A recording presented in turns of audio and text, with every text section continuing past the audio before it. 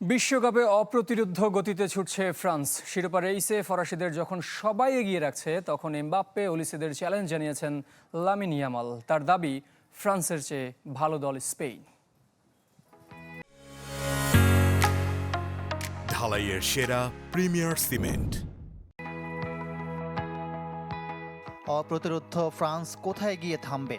আদৌ এই দলটাকে থামানোর সামর্থ্য কারও আছে? সেই বিশ্লেষণে দিন-রাত কেটে যাচ্ছে ফুটবল গুরুদের। রেকর্ড বই এলোমেলো করে দিচ্ছে ফরাসিরা। 1998 সালের পর এক ম্যাচে সর্বোচ্চ 25 শট, বিশ্বকাপের টানা 5 ম্যাচে 3 বা তার বেশি গোল, চলতি আসরে 4 ম্যাচেই প্রতিপক্ষের জালে দিয়েছে 13টা। ব্যক্তিগত পারফরমেন্সও একে অপরকে ছাড়িয়ে যাওয়ার লড়াই। সমান 6 গোল করে লিওনেল মেসির সাথে গোল্ডেন বুটের রেসে এমবাপ্পে বিশ্বকাপের সর্বোচ্চ গোলের রেকর্ডেরও খুব কাছে। কম যান না ওসমান দেমবেলে, হ্যাট্রিক সহ 4 গোল, অ্যাসিস্ট 2টো। এমবাপ্পের সাথে রসায়নটাও চমৎকার, জুটি বেঁধে করেছেন 6 গোল। 1966 বিশ্বকাপের পর পার্টনারশিপে সর্বোচ্চ গোলে অবদান। বিশ্বকাপ নাকি তারকার জন্ম দেয়, এবার একটা নাম মনে রাখতে হবে, মাইকেল ওলিসে। স্কোরশিটে নাম তুলতে না পারলেও 5 অ্যাসিস্টে রেকর্ড বুকে। 1994 বিশ্বকাপের পর সর্বোচ্চ অ্যাসিস্ট, 6টা আছে শুধু কিংবদন্তি পেলের। এমন অ্যাটাকিং লাইনের প্রশংসায় পঞ্চমুখ বিশ্লেষকরা।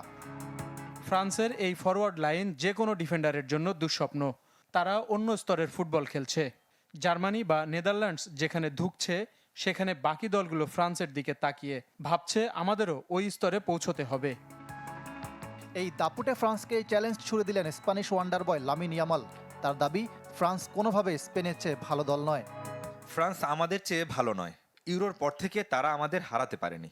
আমরা এখনও সেরা ফুটবলটা খেলতে পারিনি। ছন্দে ফিরলে আমাদের থামানো অসম্ভব।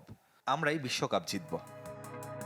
কথার লড়াই একপাশে রেখে পা মাটিতে রাখছেন ফ্রেঞ্চ বস দিদিয়ের দেশও। অতি আত্মবিশ্বাসে না ভুগে পুরো দলকে শান্ত থাকার বার্তা দিয়েছেন খেলোয়াড় ও কোচ হিসাবে বিশ্বকাপ জয়ী ইকরাম হুসাইন, চ্যানেল 24।